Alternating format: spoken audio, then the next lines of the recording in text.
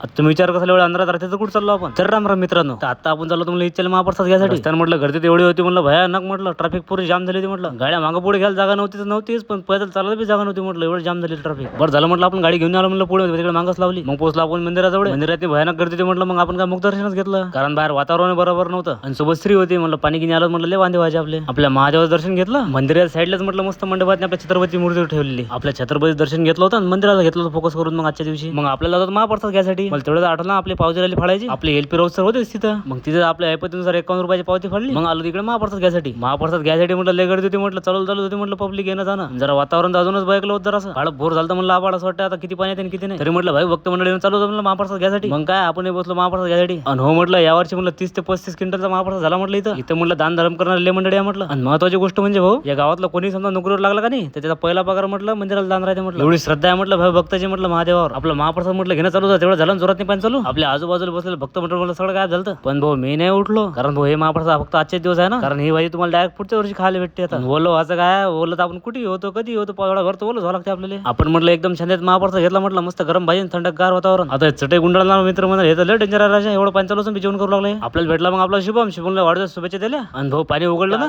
आपल्या आजूबाजूला दुसरी पंगत बसली. मग आपला ज्ञान भाऊ वाढले आपल्याला. तेवढ्यात भावेश आला भेटाले. आपल्या भावेशला फोकस केलं. हो म्हटलं ज्यानं कोण अजून फॉलो नसेल केलं फॉलो करून घ्या, लाईकचं बटन दाबून जरा सपोर्ट.